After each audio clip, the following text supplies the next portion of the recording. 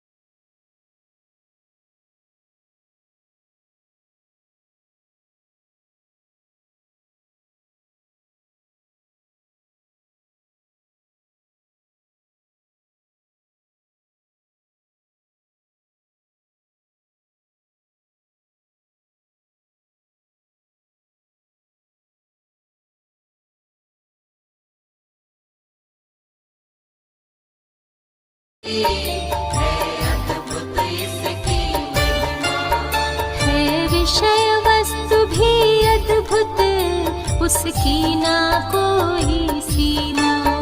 है विषय वस्तु भी अद्भुत, उसकी ना कोई सीमा।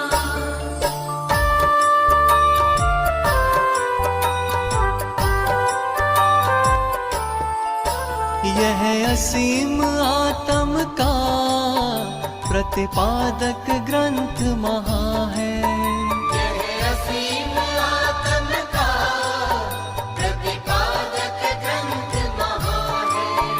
इसमें मुक्ति का मार्ग ही सहज सुबोध कहाँ है। इसमें मुक्ति का मार्ग ही सहज सुबोध कहाँ है।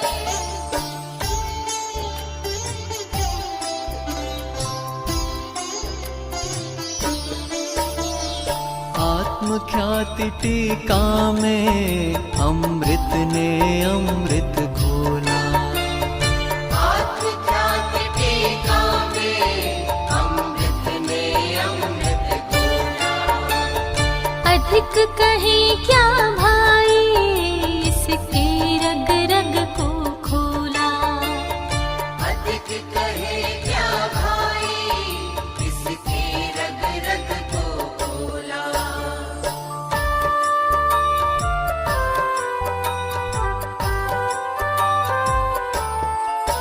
तात्पर्य वृत्ति टीका में जैसे न सूर्य ने सबको। तात्पर्य वृत्ति टीका में जैसे सूर्य ने सबको। अत्यंत सरल शैली में समझाया अबुध जनों को। अत्यंत सरल शैली में समझाया अबुध जनों को।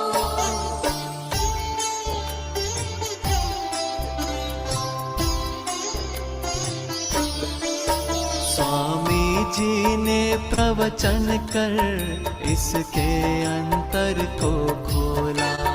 स्वामी जी ने प्रवचन कर इसके अंतर को खोला। सहज देश भाषा में समझाया सहज परोसा। सहज देश भाषा में समझाया सहज परोसा।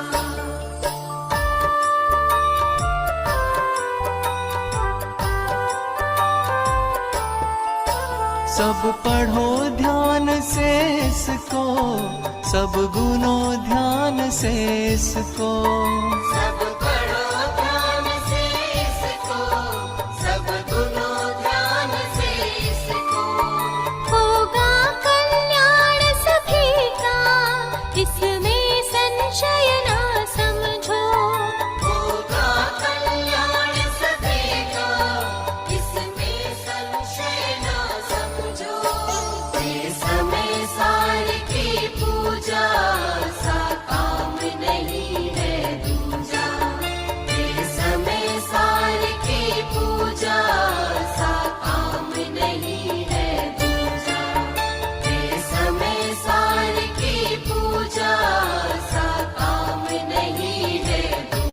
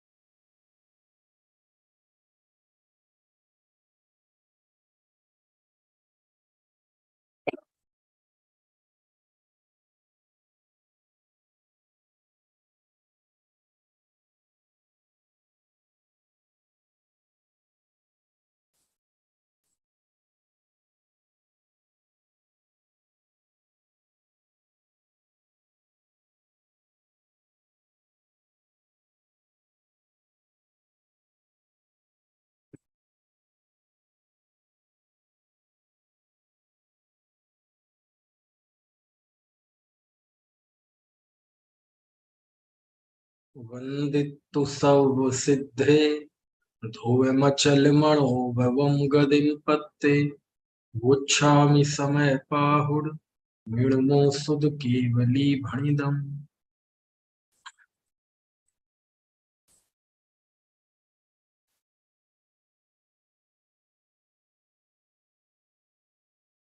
समय सार निर्जराधिकार। निर्जराधिकार की कल 223 गाथा तक बात हुई थी। 220 गाथा से 223 गाथा तक 4 गाथाओं में आचार्य ने यह बताया था कि जैसे शंख कैसे भी सचित्त अचित्त मिश्र पदार्थों का भक्षण करे तो भी वह कृष्ण भाव यानी काला नहीं होता, और जब स्वयं काला होता है तो हो जाता है। ऐसे ही सम्यक दृष्टि भी भोग भोगने से वह अज्ञानी नहीं होता। यदि वह स्वयं ही अज्ञान रूप परिणमन करता है तो वह अज्ञानी हो जाता है। अब इसके बाद आगे हम गाथाएं पढ़ते हैं। गाथा 224, 25, 26, 27। इसमें आचार्य एक और दृष्टांत देते हैं। समय सार तो दृष्टांतों से भरा हुआ है, क्योंकि समय सार लिखा ही एक ऐसी जीव के लिए गया है जो अत्यंत अप्रतिबुद्ध है ना। देखो, पूरी सो जह को विहम वित्तनिमित्तम तु सेवदे रायम तो सो विदेदिराया विबिहे भोगे सोपाये एमेव जीव पुरिसो कम्मरयम सेवदे सोहमित्तम तो सो विदेदि कम्मो विबिहे भोगे सोपाये जह पुण सोचिय पुरिसो वित्तिमित्तम न सेवदे रायम तो सोण दे दिराया विविहे भोगे सोपाये एमेव सम्दिट्ठि विषयत्थम सेवदेण कम्मरयम तो सोण देदि कम्मो विविहे भोगे सोपाये। आजीविका के हेतु नर ज्यों नृपति की सेवा करे तो नरपति भी सब तरह उसके लिए सुविधा करे। इस ही तरह जब जीव सुख के हेतु सेवे कर्म रज, तो कर्म रज भी सब तरह उसके लिए सुविधा करे। आजीविका के हेतु जब नर नृपति सेवा ना करे, तब नृपति भी उसके लिए उस तरह सुविधा ना करे। त्यों कर्म रज सेवे नहीं जब जीव सुख के हेतु से, तो कर्म रज उसके लिए उस तरह सुविधा न करे। क्या लिखते हैं आचार्य, देखो जरा। दृष्टांत दिया कि जैसे कोई आजीवित्त निमित्तम, है ना, जैसे कोई वित्त के निमित्त, वित्त तो जानते ही आप, आजीविका के निमित्त, पैसे के निमित्त। जह को भी पुरीसो, पुरीसो जह को भी, है ना।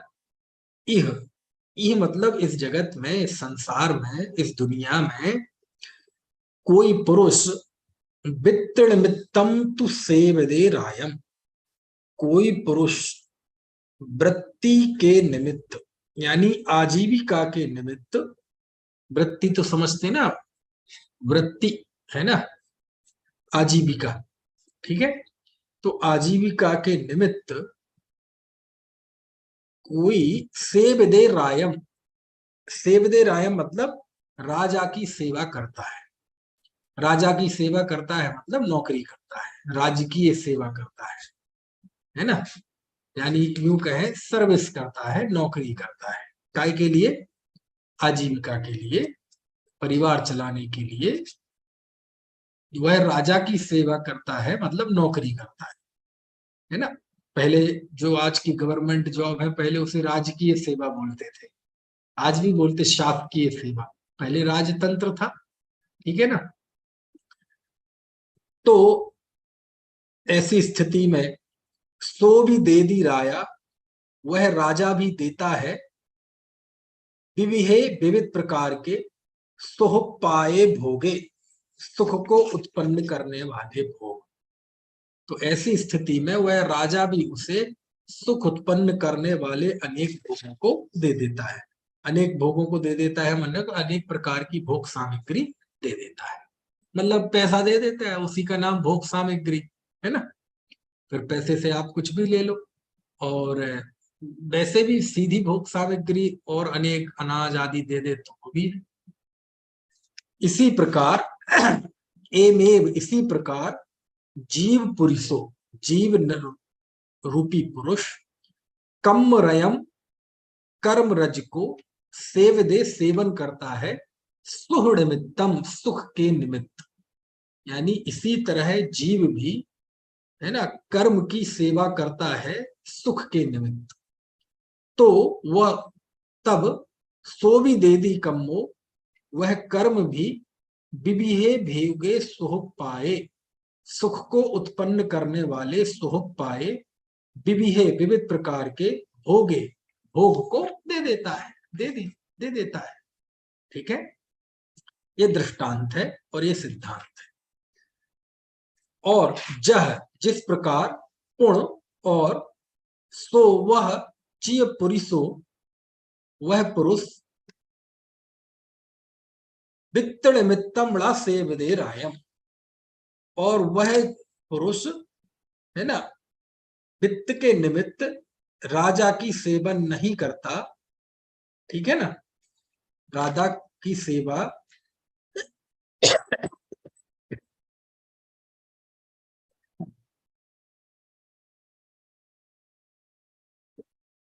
नहीं करता, तो वह 16 दे दी राया, वह राजा नहीं देता, सुख पाए, सुख को उत्पन्न करने वाले, विविहे भोगे, विविध प्रकार के भोग, ठीक है। वह विविध प्रकार के भोग, है ना, वो नहीं देता। ठीक है।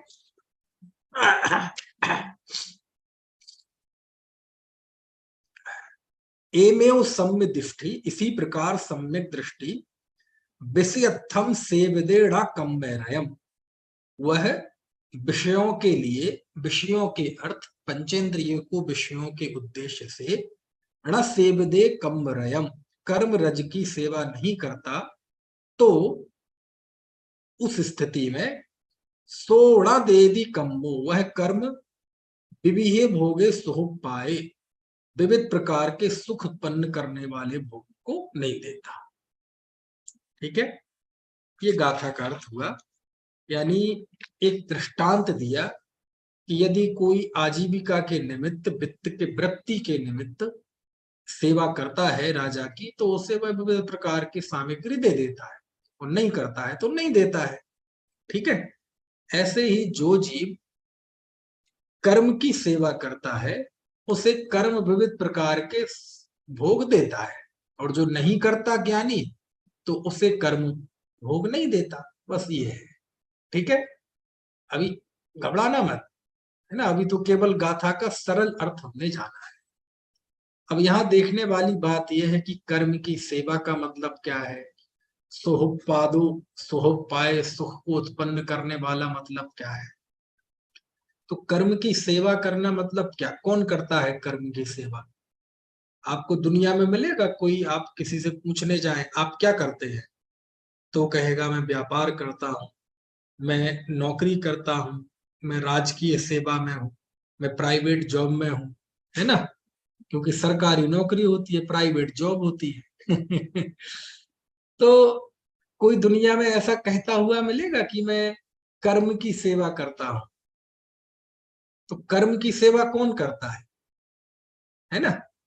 तो देखो ये डॉक्टर की भाषा है, जैसे पर्चे में होती ना डॉक्टर की भाषा, जिसे केवल डॉक्टर समझता है या कोई दूसरा डॉक्टर समझता है, समझ में आया ना।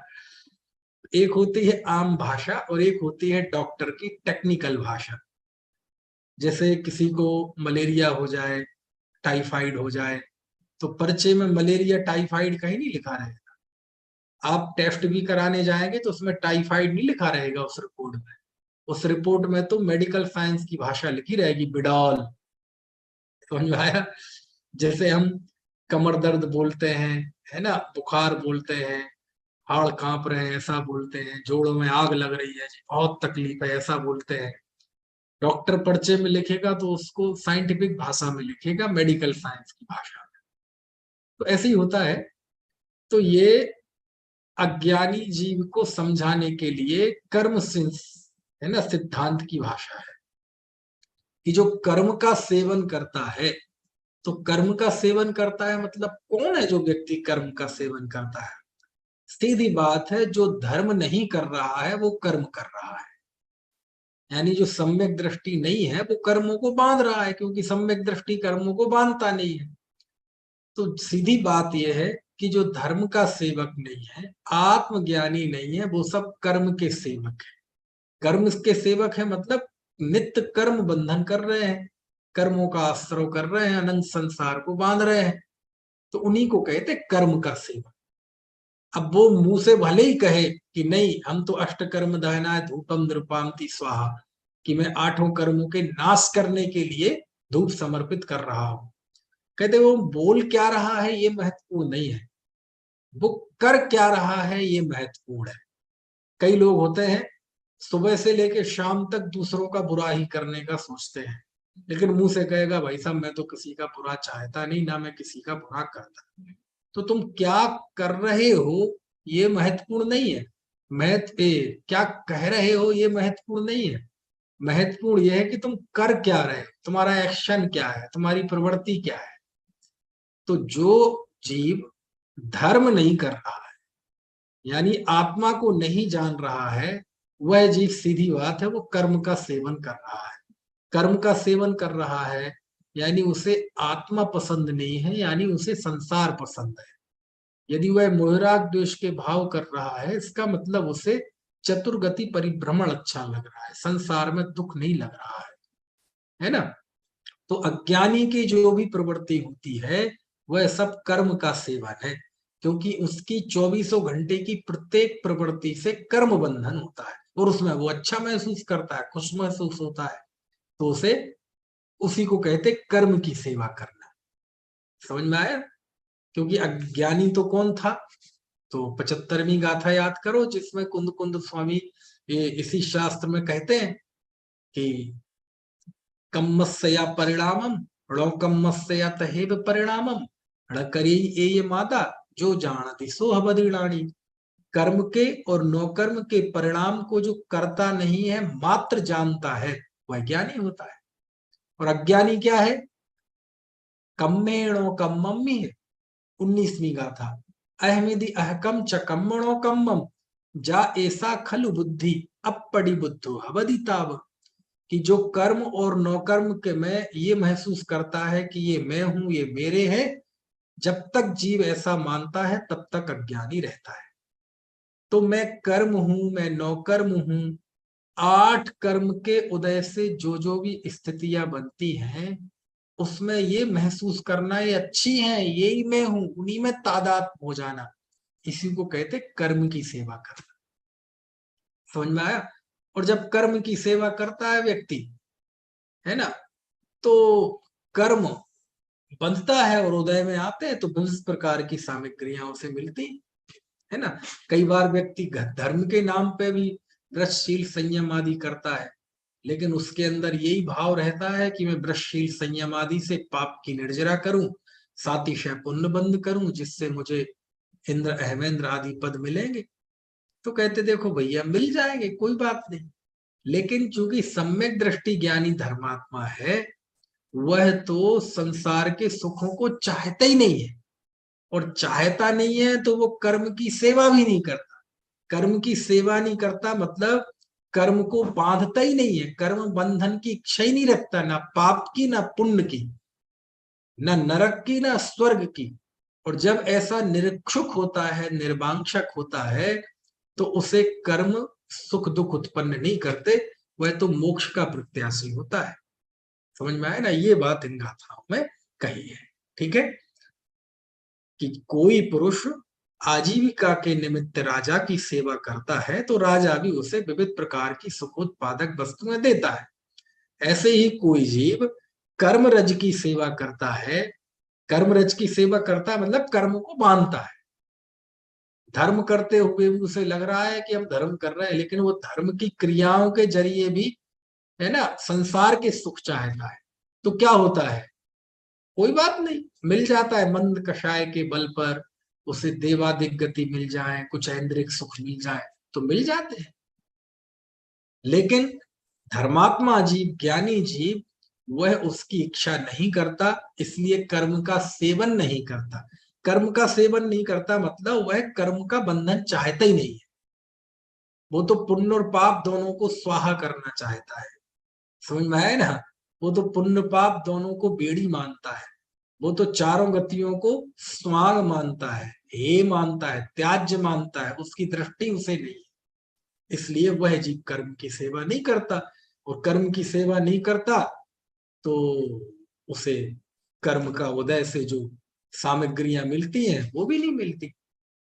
समझ में आया? तो क्या मिलता है उसे? अरे चतुर्गति परिभ्रमण के कष्टों से छुटकारा मिलता है, वह मोक्ष में जाता है। और कदाचित वहां ना जा पाए सम्यक दृष्टि, है ना, और वैमानिक देव भी हो जाए तो हो जाता है, लेकिन वहां उसकी वह इच्छा कहाँ करता है, उसकी आकांक्षा तो उसे है नहीं, कांक्षा उसे है नहीं, है ना। बस ये बात यहाँ है। ठीक है, एक बार इसकी हिंदी पद फिर से पढ़ लेते हैं। आजीविका के हेतु नर जो नृपति की सेवा करे, तो नरपति भी सब तरह के उसके लिए सुविधा करे। इसी तरह जब जीव सुख के हेतु सेवे कर्म रज, तो कर्म रज भी सब तरह उसके लिए सुविधा करे। आजीविका के हे तू जब नर नृपति, नृपति मतलब राजा, नृपति सेवा ना करे, तब नृपति भी उसके लिए उस तरह सुविधा ना करे। त्यों कर्म रज सेवे नहीं, जब जीव सुख के हेतु से, तो कर्म रज उसके लिए उस तरह सुविधा ना करे। ठीक है, चलिए अब आगे बढ़ते हैं। देखो एक 151वां छंद है, कलश है, बहुत अच्छा कलश है। इसको एक बार पाठ कर लेते हैं, ज्यादा हमें इसमें ज्यादा नहीं पढ़ना है, बस पाठ करते हैं। देखो बहुत अच्छा, क्या लिखते हैं?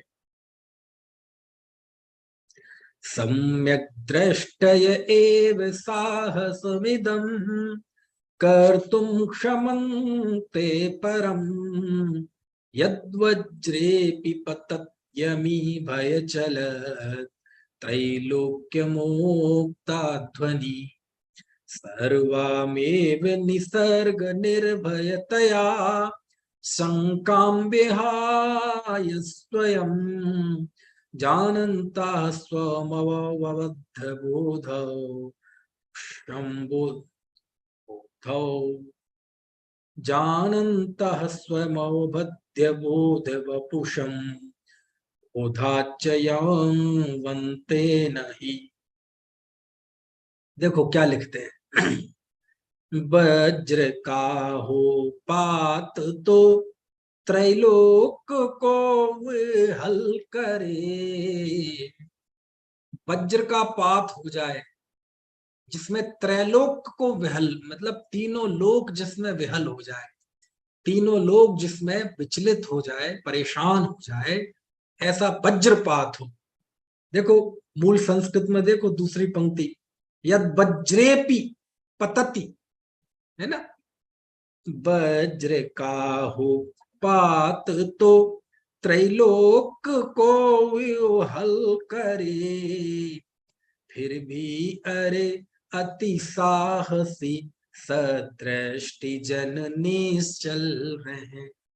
ऐसी स्थिति में भी सदृष्टि, सम्यक दृष्टि जी निश्चल रहते हैं, निश्चल रहे, निर्भय रहे, निशंक निज में ही रहे, निसर्ग ही निज बोध बपु निज बोध से अच्युत रहे। ऐसी स्थिति में भी वे तो ज्ञान शरीरी ही रहते हैं, है ना। अब ये जो कलश आया 154वां कलश, जिसमें सम्यक दृष्टि की निशंकता, उसकी निर्भयता बताते हैं, तो ये क्यों बता रहे हैं, इसके बताने के पीछे उद्देश्य क्या है? तो जो आगे आने वाली गाथा है 228वीं गाथा, ये उसकी भूमिका है। ये अमृतचंद देव की शैली है कि जो आगे गाथा में आने वाला हो, आगे जो निरूपण आने वाला हो, उसकी भूमिका बनाना वो शुरू कर देते हैं। यानी गाथा में जो शीतलता है, उसकी सुगंध, उसकी शीतलता, उसकी ठंडी हवाएं पहले से कलश में आना शुरू हो जाती है। तो इसमें ये जो कहा ना कि वज्रपात हो जाए तब भी ज्ञानी निश्चंक रहता है, विचलित नहीं होता है, तो आगे जो गाथा है 228वीं गाथा, ये 228वीं गाथा में ज्ञानी की निर्भयता और निश्चंकता बताई है। तो अब हम ये 228वीं गाथा पढ़ते हैं। और ये गाथा आपने कभी आत्मार्थी का जीवन, ये व्याख्यान होते हैं ना हमारे, तो उसमें इस गाथा को मैं जरूर याद करता हूं, ज्ञानी की निर्भयता को बताने के लिए। ठीक है, आपने सम्यक दर्शन के 8 अंग पढ़े होंगे, निःशंकित, निःकांक्षित। अब आगे जो गाथाएं आने वाली हैं, ये सम्यक दृष्टि के 8 अंगों की गाथा है। इस युग में सम्यक दर्शन के 8 अंगों का कथन सबसे पहले किसी ने लिपिबद्ध किया तो कुंद देव ने किया। आपको कभी वो व्याख्यान सुनना, यूट्यूब पे मौजूद है, हुए है ना होएंगे मुनिंद कुंद से। ये जो अभी नई पुस्तक आई समयसार कांटों की डगर, उसकी शुरुआत में भी हुए हैं ना होएंगे मुनिंद कुंद कुंद से, इस पर 4-5 पृष्ठ लिखे हुए हैं, आप उसको जरूर पढ़ना, जिसमें ये बताया गया है कि कुंद कुंद देव का इतना बहुमान इस जैन परंपरा में क्यों है। क्योंकि आज व्यक्ति जैन धर्म के नाम पर जो भी जानता है, उसमें से प्रायः प्रायः कर्म सिद्धांत को छोड़ दिया जाए तो प्रायः प्रायः सभी विषय कुंद कुंद देव ने लिपिबद्ध किए। आप जैन धर्म के बारे में क्या जानते हैं? जो भी जानते होंगे वो सब कुंद कुंद देव ने लिखा है। 6 द्रव्य पहली बार कुंद कुंद देव ने लिखे, 7 तत्व पहली बार कुंद कुंद देव ने लिखे, 9 पदार्थ पुण्य पाप पहली बार कुंद कुंद देव ने लिखे, सम्यक दर्शन ज्ञान चारित्र रत्नत्रय पहली बार कुंद कुंद देव ने लिखे, मुनियों का आचरण श्रवणाचार पहली बार कुंद कुंद देव ने लिखा, श्राप का चार श्रापकों का आचरण चरित्र पाहुड़ रहन सार में पहली बार कुंद कुंद देव ने लिखा, उत्पाद व ध्रुव सप्तभंगी अनेकांतवाद द्रव्य गुण पर्याय सब कुंद कुंद देव ने लिखा पहली बार। केवल ज्ञान का स्वरूप है ना, अतीन्द्रिय सुख का स्वरूप कुंद कुंद देव ने लिखा, मुनि बनने की विधि कुंद कुंद देव ने लिखी, 12 भावनाएं 12 व्याख्या ग्रंथ लिखा कुंद कुंद देव ने लिखा। अरे 28 मूल गुणों का विवेचन भी पहली बार कुंद कुंद देव ने किया। क्या जानते हैं आप जैन धर्म के बारे में? भगवान आत्मा भेद विज्ञान आत्मानुभव की कला पहली बार किसी ने लिखी तो कुंद कुंद देव ने। लिखने की बात कर रहा हूं मैं, लिपिबद्ध। श्रुति परंपरा से तो सब था, लिखने की बात कर रहा हूं, लिपिबद्ध करने की। समझ में आ रही है बात की नहीं? 5 अस्तिकाय मोक्ष मार्ग पहली बार कुंद कुंद देव ने लिखा, सर्वज्ञ की सिद्धि पहली बार कुंद कुंद देव ने की। प्रवचन सार खोल के देखो आप। मुनि का आंतरिक जीवन आध्यात्मिक जीवन नियम सार में पहली बार किसी ने लिपिबद्ध किया तो कुंद कुंद देव ने किया। समझ में आया? अरे भक्ति इस युग में पहली बार किसी ने लिखी तो कुंद कुंद देव ने लिखी, 10 भक्ति। समझ में आ रही है बात की नहीं? 11 अंग 12 अंग और 14 पूर्वों के नाम पहली बार कहाँ मिलते हैं पता है? लिपिबद्ध तौर पे 10 भक्तियों में। कुंद कुंद देव ने जो श्रुत भक्ति लिखी है उसमें 12 अंग 14 पूर्वों के नाम दिए। समझ में आया? 28 मूल गुणों के नाम पहली बार लिखे तो कुंद कुंद देव ने लिखे। 10 भक्ति पढ़ना आप, और चरणानुयोग सूचक चोली का प्रवचन सार में तो है ही। यानी आप क्या जान है ना, भाव ही पढ़म लिंगम। जैन धर्म में भाव की प्रधानता है ना। ये बात भी सबसे पहले कुंद कुंद देव ने लिखी है। कितनी बात कहे। अरे देवशास्त्र गुरु की श्रद्धा सम्यक दर्शन है, ये बात भी कुंद कुंद देव ने ही लिखी है। अष्टपाहड़ में पढ़ेंगे 18 दोषों से रहे देव, निर्ग्रंथ गुरु और दयामय धर्म की श्रद्धा सम्यक दर्शन है, ये बात भी कुंद कुंद देव ने ही लिखी।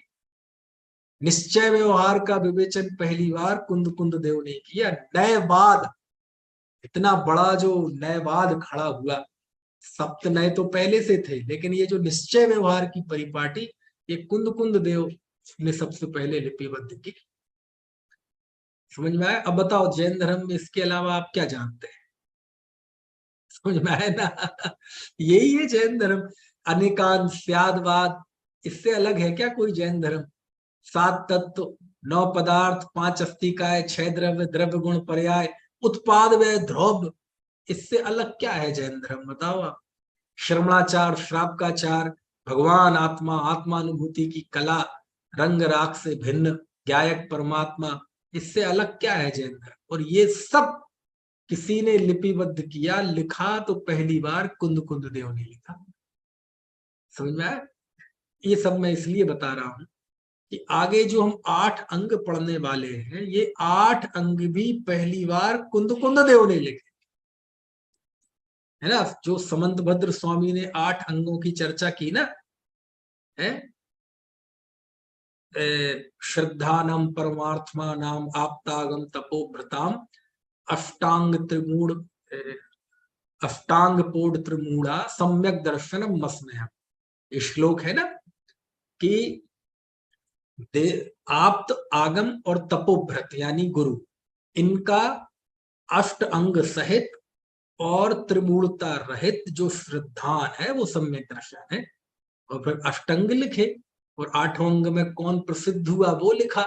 फिर छह ढालाकार ने कि अष्टंग तो बहुत पढ़े जाते हैं, जिन बच में शंका न धार। तो ये जो परिपाटी चली अष्टंग की, ये 8 अंगों का सबसे पहले किसी ने विवेचन किया तो कुंद कुंद देव ने किया, और इस समय सार में किया। कितने जीवों को तो समय सार के पाठियों को नहीं पता कि सम्यक दर्शन के 8 अंगों का वर्णन है समय सार में। बताओ आप, हम सोचते हैं 8 अंग केवल चरणान योग का विषय है, लेकिन यहां भी निर्जराधिकार में सम्यक दृष्टि के 8 अंगों का वर्णन है। निःसंकित, निकांक्षित, निर्विचिकित्सा, मूल दृष्टि, उपगुहन, है ना, स्थितिकरण, प्रभावना, वात्सल्य, ये 8 अंगों का वर्णन समय सार में है, निर्जराधिकार में है, कुंद कुंद देव ने किया है। अब मैं आपसे पूछता हूं, ये 8 अंग सम्यक दर्शन के 8 अंगों की पूरे देख लेना, चर्चा कहाँ आती है? सम्यक दर्शन के साथ ही आती है ना, क्योंकि ये सम्यक दर्शन के अंग है। समंतभद्र ने जब सम्यक दर्शन के 8 अंगों का वर्णन किया तो वहां किसकी बात हुआ? वितराग सम्यक दृष्टि की बात है। रत्नगढ़ श्रावकाचार में, छेड़ाला में देख लो, और जहां जहां भी है ना। यद्यपि जहां दर्शनाचार का वर्णन आता है, दर्शनाचार के वर्णन में भी 8 अंगों का वर्णन आता है। समझ में आया? कहने का आशय ये है कि ये बहुत मार्मिक बिंदु है 8 अंग, और इसका वर्णन भी कुंद कुंद देव करते हैं। तो सबसे पहले आचार्य देखो सम्यक दृष्टि का निसंकेत अंग बताते हैं। अच्छा, मैं आपसे पूछूं, इतना तो सब लोग जानते हैं, किसे कहते हैं सम्यक दृष्टि का निसंकेत अंग? तो हमने 6 ढाला की प्रसिद्ध लाइन सबकी जुबां पे चढ़ी हुई है, कौन सी? जिन वच में शंका न धार, जिनेंद्र वचन में शंका नहीं करना, यही है ना निसंकेत अंग। समझ में आया? लेकिन जब हम कुंद कुंद भगवान के चरणों में जाते हैं, और सबसे प्राचीन है ये, इस पे प्रश्न चिन्ह खड़ा नहीं किया जा सकता। समझ में आया? हालांकि दोनों में फर्क नहीं है, लेकिन यहां निसंकेत अंग में ये नहीं कहा जिन बच में शंका न धार। तो क्या है?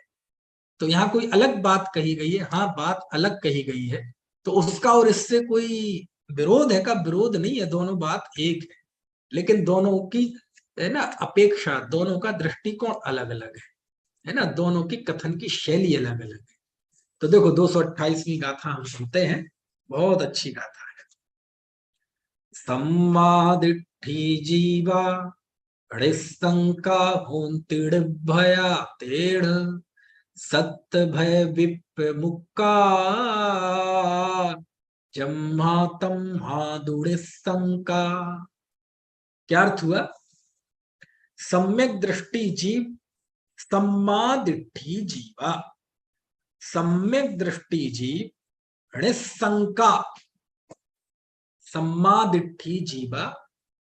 अब ये तो आप इतने दिनों में जान गए होंगे, बहुवचन, जीवो मतलब एक जीव, और जीवा मतलब बहुवचन, क्योंकि प्राकृत में द्विवचन नहीं होता, एक वचन होता है या बहुवचन होता है।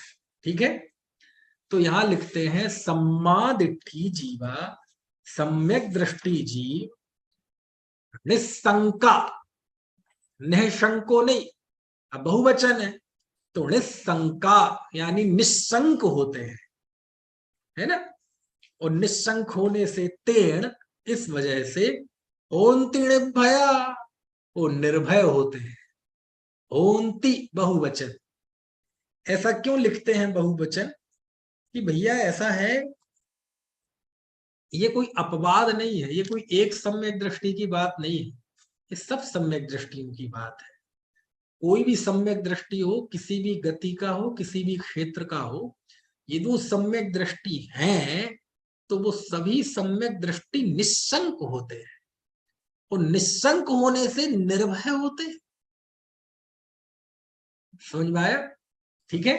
सम्मादिट्ठी जीवा ऋशंका होन्ति भया तेड़।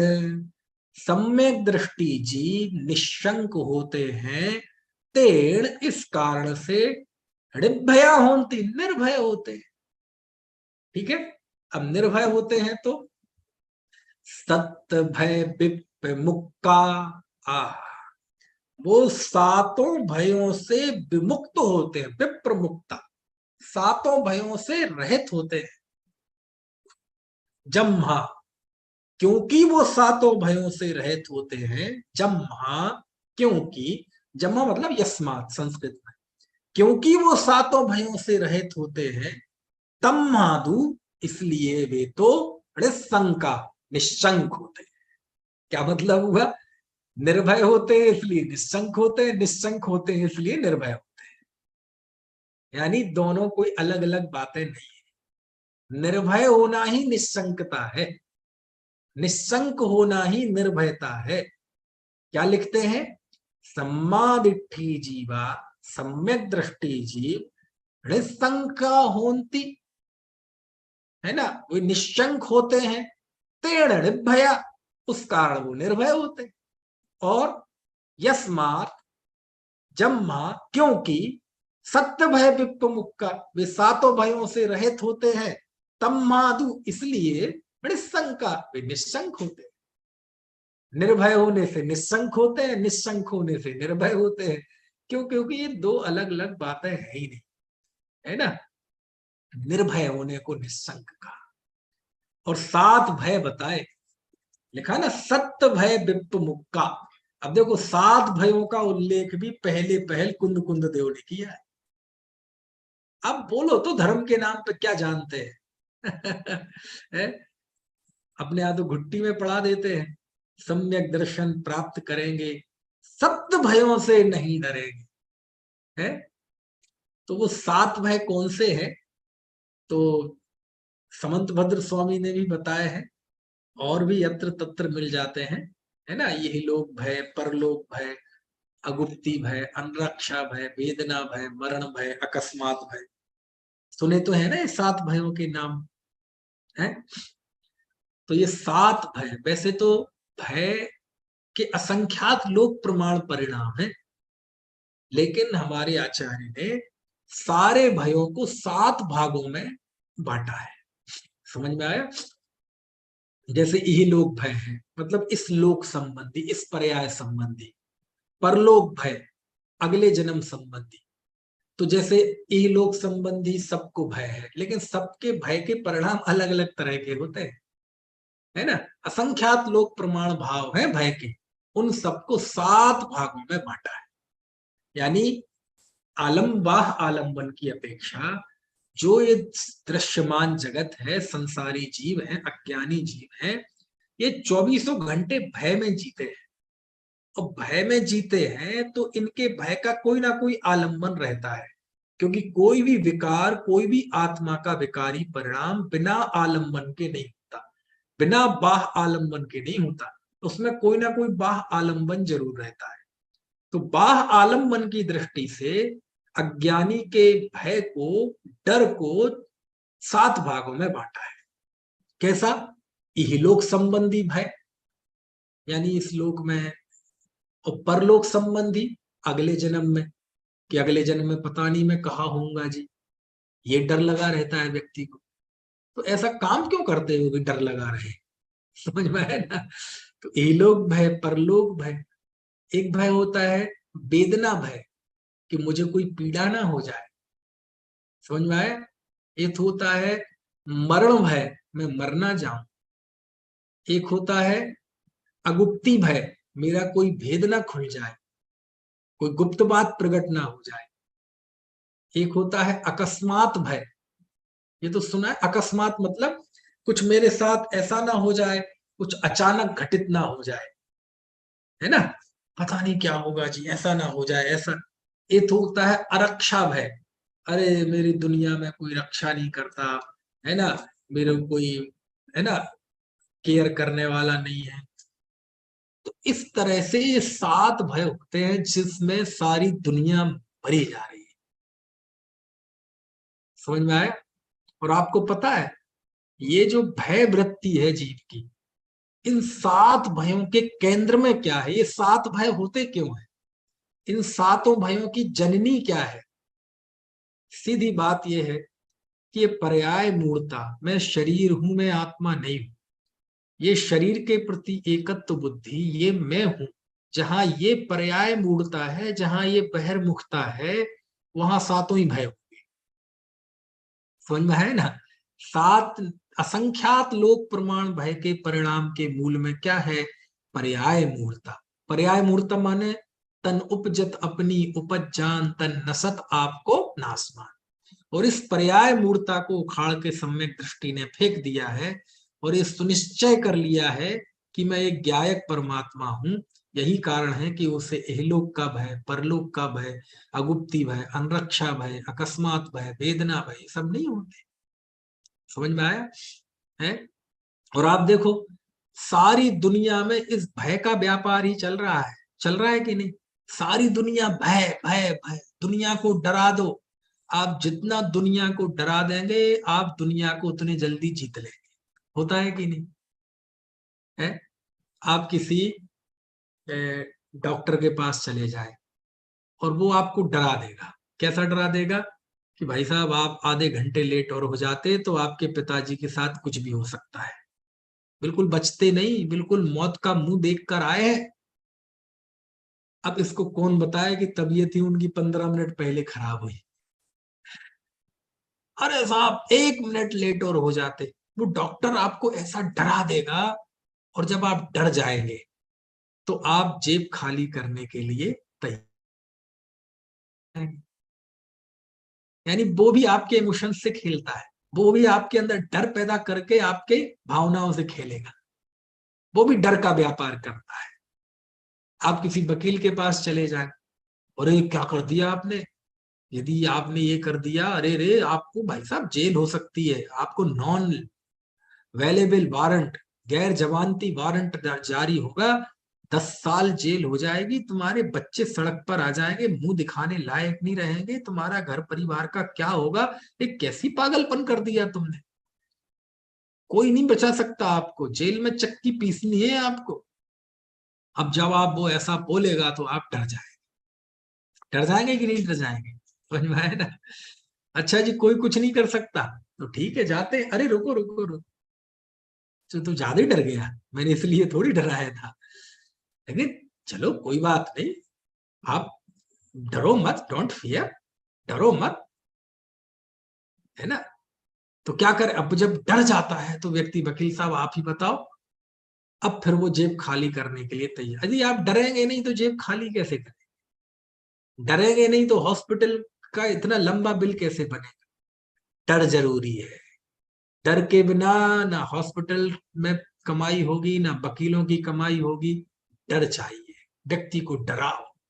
पुलिस वाले के पास चले जाओ, वो आपको, अरे कुछ नहीं, छोटे मोटे ट्रैफिक पुलिस वाला आपको पकड़ ले कदाचित गलती से किसी बात पे, वो आपको ऐसा डरा देगा, है ना, भाई साहब 20,000 का चालान है आपका, 3 बार यदि ये चालान हो गया तो आपका लाइसेंस रद्द हो जाएगा, ऐसा ऐसा हो जाएगा।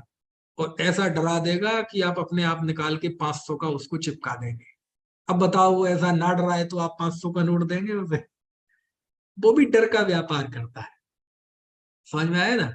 यदि डर का व्यापार ना करना है तो सीधी बात है, सब आप पकड़े गए, ये वीडियो है, आप, ये है रसीद, आप तो रसीद कटाओ। वो फिर डर क्यों दिखाएगा? वो जो है सामने है। तो डर, दुनिया में डर पैदा कर दो, भय है। ये जो फाइनेंस वाले हैं ना, हमारे अशोक जी बैठे कि नहीं, खतौली वाले, नहीं दिख रहे? ये भी फाइनेंस वाले हैं, LIC वाले, बुरा मत मानना। ये फाइनेंस वाले भी डर का व्यापार करते हैं। अच्छा, आ गए आ गए। डर का व्यापार करते हैं माने, आपको अपनी हंसती खेलती जिंदगी में आग लगाना हो ना, तो किसी LIC वाले को घर बुला लो। अशोक जी के लिए नहीं कह रहा हूं, ये तो जब हमारे घर आते हैं तो बहुत खुशी होती है, क्योंकि हमारे साधर्मी है। तो वो आपको डरा देगा। बोले, आप कल्पना करो कि आप ऑफिस से यहाँ आते हैं, किसी दिन आपके साथ मिस हैपनिंग हो जाए, आप विकलांग हो जाए, या कि आप जान चली जाए, तो आपके परिवार का क्या होगा, आपके बच्चों का क्या होगा, पत्नी का क्या होगा, घर की किस्त का क्या होगा, वो तो कर्ज में आ जाएंगे। आप रात में जब सो ना, और जब बच्चों प्यारे प्यारे बच्चे बगल में लेटे हों, पत्नी लेटी हो, तो थोड़ा रात में सोचना कि कल के दिन आप ना रहोगे तो इनका क्या होगा। वो आपको इमोशंस जगाएगा, और इमोशंस से आपको भयभीत कर देगा, और आपको लगेगा हाँ यार क्या होगा क्या होगा। आपको अकस्मात भय पैदा कर देगा। कौन सा भय पैदा कर देगा? अकस्मात। और फिर आपको वो मरने के फायदे गिनाएगा। है? और जब आप डर जाएंगे, आपके मन में कल्पना है कि मर गया तो बच्चों का क्या होगा, बच्चों का क्या होगा। ओ तो आप बताओ क्या करें? तो कुछ नहीं, आप एक 20 लाख का मेडिक्लेम ले लो, और एक 2 करोड़ का टर्म इंश्योरेंस ले लो। टर्म इंश्योरेंस, फिर मर जाना चाहे कोई दिक्कत नहीं, फिर तो मरने में ही फायदा है फैमिली तो कर दो जी, है ना। तो अशोक जी आप घबराना मत, आपकी दुकान पूरी चलेगी क्योंकि मेरी बात कोई सुनने वाला नहीं है। मैंने भी पॉलिसी करा रखी है कई साल पहले, 2009 में इन्होंने की है। 2009 ही की 8 की है, 14 साल पहले की, अभी तक चल रही है। तो कहने का मतलब यह है, किसी की दुकान बंद होने वाली नहीं है, ना डॉक्टर की, ना वकील की, ना फाइनेंस वालों की। क्यों? दुनिया में डरे हुए, है ना, दबे हुए, भयभीत, संकालू लोगों की ही संख्या ज्यादा है। 99.9% ऐसे ही लोग हैं दुनिया में, इसलिए किसी की दुकान बंद होने वाली नहीं है। ये तो कम से कम समय सार के पाठी जीवों को ये अद्भुत तत्व मिल गया, बस यही बहुत आश्चर्य की बात है। समझ में आया? ऐसा भय का व्यापार। इतना ही नहीं, आप ये ज्योतिषियों के पास चले जाओ, वो आपको ऐसा भयभीत कर देंगे, ऐसा भयभीत कर देंगे।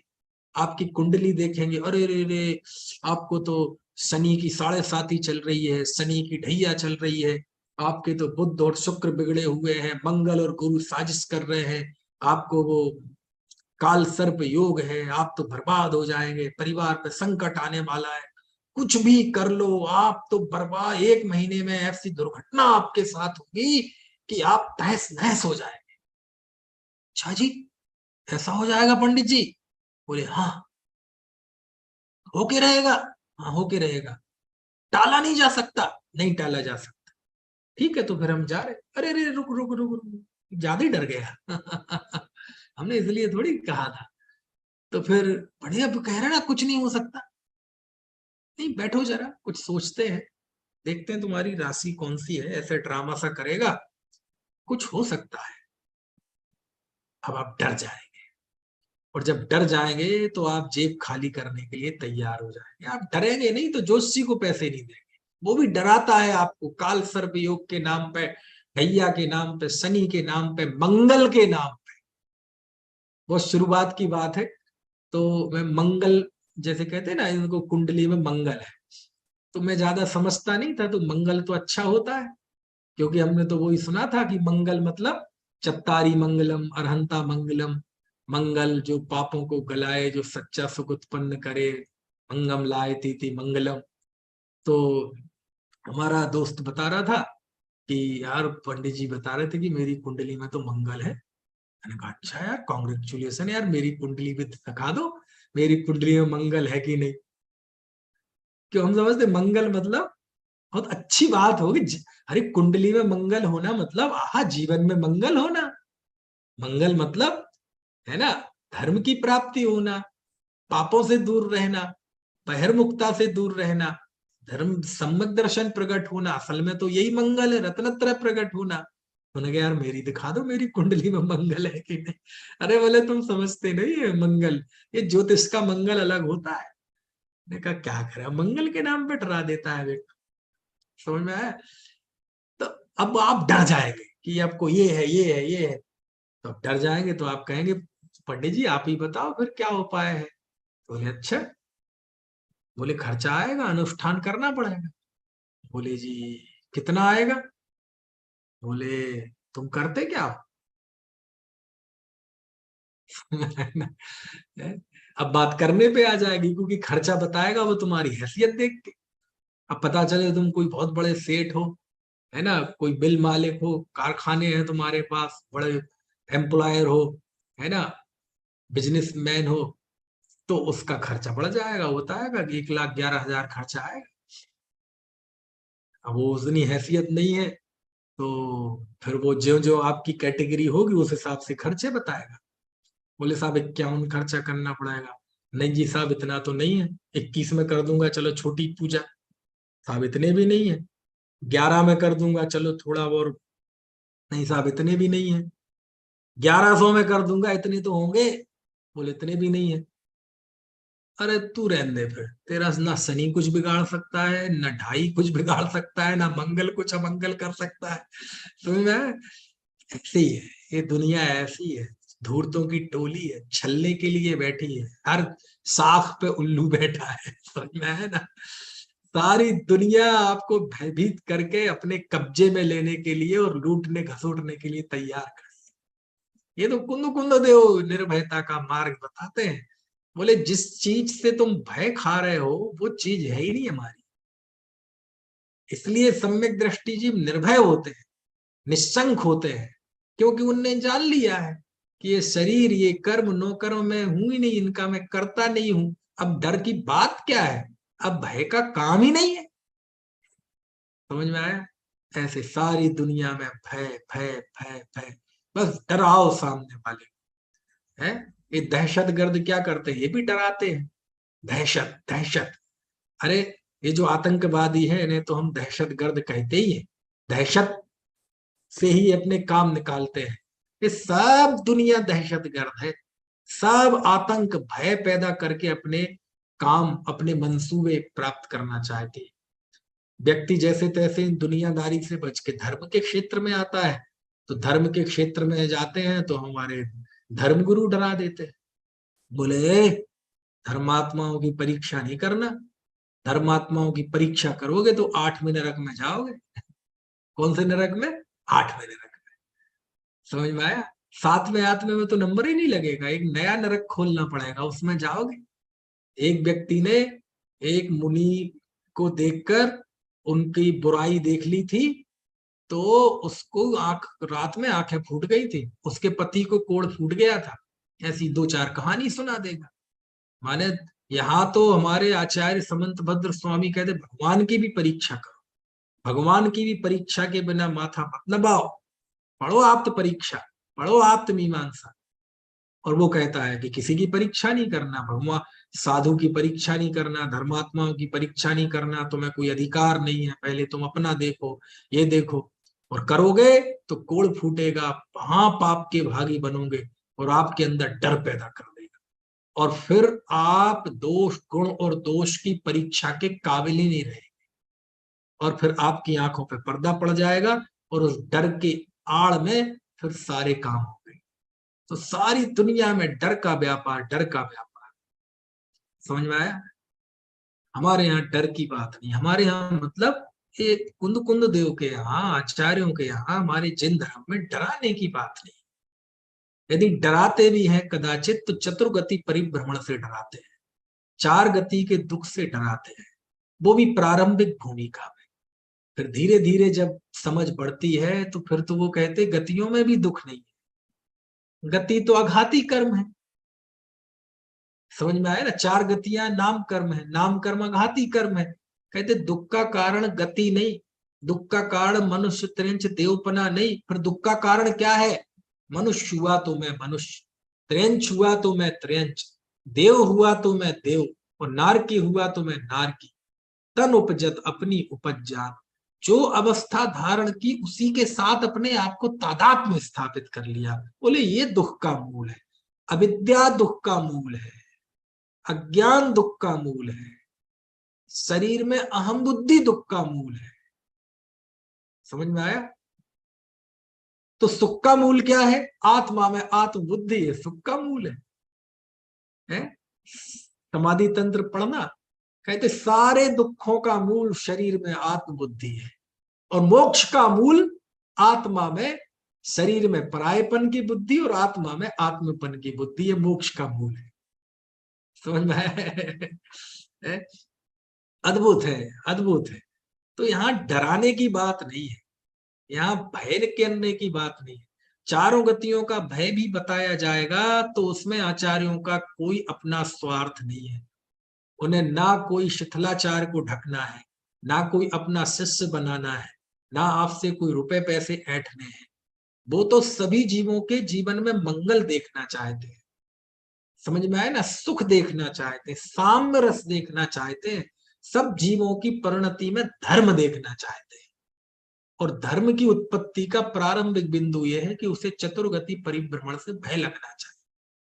समझ में आए ना, इसलिए वो चतुर्गति परिभ्रमण से भय कराते हैं। समझ में आए ना। और एक स्थिति में आके कहते हैं कि इससे भी मत डरो, चतुर्गति में दुख नहीं है, चार गतियों में दुख नहीं है, मुझ में चार गति है, इसका नाम दुख है। चार गति तो अघाती कर्म है, अरहंत भी मनुष्य गति के जीव हैं, तो उन्हें क्या दुख है? समझ में आ रही बात की नहीं? अरहंत भी मनुष्य आयु और मनुष्य गति में है ना, उन्हें दुख है क्या? नहीं है। क्यों? मैं मनुष्य हूं, इस भाव से वो बहुत ऊपर उठ गए, अनंत काल के लिए सज्ञान भाव का नाश कर दिया। समझ में आया? सम्मा दिट्ठी जीवा निशंका होन्तीर्ण भयातीर्ण। सम्यक दृष्टि जीव निशंक होते हैं, और निशंक होने से निर्भय होते हैं। और क्योंकि वो निर्भय होते हैं, सात भयों से रहित होते हैं, इसलिए वो निशंक होते हैं। समझ में आया ना? है? अब ये सात भय का स्वरूप आप कल पढ़ के आना, छैडाला में, रतनगढ़ श्रावकाचार में, और उसके बाद हम यहाँ समय सार में पढ़ेंगे। कुंद कुंद देव ने तो सत्य भय विप्प मुक्का इतना कह के आगे बढ़ गए, लेकिन अमृतचंद स्वामी को तसल्ली नहीं हुई। उन्होंने आगे कल शो में सातों भयों से रहित सम्यक दृष्टि कैसे होता है उसके छंद लिखे, उसके कलश बनाए। कुंद कुंद स्वामी ने नहीं बनाए, उन्होंने तो कह दिया, सात इशारे में बात कर दी कि वह सातों भयों से रहित होते। अब वो सात भय कौन से हैं और उनसे रहित वह सम्यक दृष्टि कैसे होते हैं, वो बात अमृतचंद स्वामी ने इसी गाथा की टीका में कलशों में वो बात लिखी। समझ में आया ना? बहुत अच्छे है। तो एक निर्भयता की, जो निशंकता की बात है, वो इस गाथा में आती है ना। चलो, तो अब समय हो गया है, आपका कोई प्रश्न हो तो आप पूछ लीजिए, बाकी की चर्चा आगे कल करेंगे। है किसी का कोई प्रश्न? मैं अनम्यूट करता हूं आपको।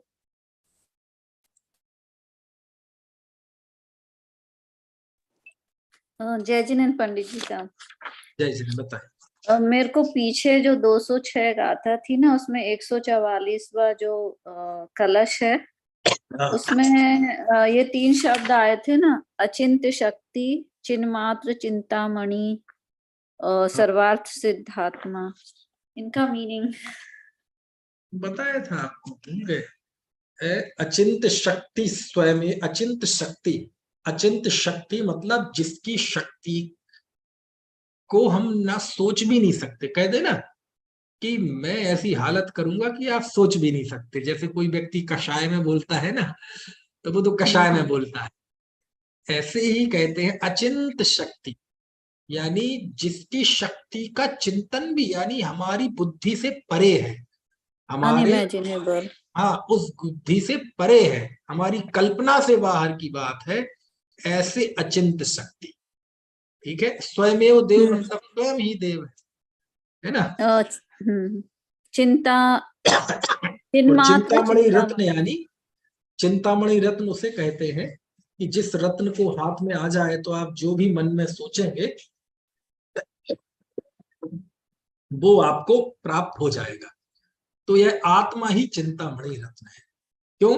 क्योंकि जो व्यक्ति अपने आत्मा को देखता है उसे चिंता करनी नहीं पड़ती। फिर भी चिंतामणि रत्न लोक में बड़ा बहुमूल्य माना जाता है, तो कहते हैं वह तो स्वयं ही चिंतामणि रत्न है ना। हम चिंतामणि रत्न के बारे में सोचते हैं, लेकिन चिंतामणि रत्न तो स्वयं वैभववान है। तो ऐसे ही मैं स्वयं चिंतामणि रत्न हूं, यानी मुझे सुख की चिंता करने की जरूरत नहीं है, मैं तो द्रव्य हूं, है ना। ऐसे। और तीसरा क्या बताया आपने?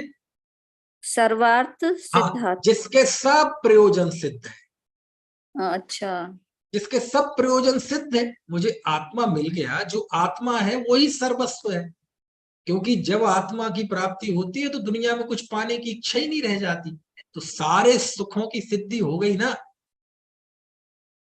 इसको कहते हैं कृतकृत्य। सर्वार्थ। हाँ, सारे प्रयोजन जिसके सिद्ध हो गए हैं, ऐसा मैं स्वयं देव। बहुत अद्भुत कलश है। ठीक है, हाँ, थैंक यू, जय जिनेन्द्र। जय। और किसी का कोई प्रश्न हो? चलिए, जिनवाणी स्तुति करते हैं। अनंत धर्मणस्तत्त्वं पश्यन्ति प्रत्यगात्मनः, अनेकांतमयी मूर्तिर्नित्यमेव प्रकाशिता।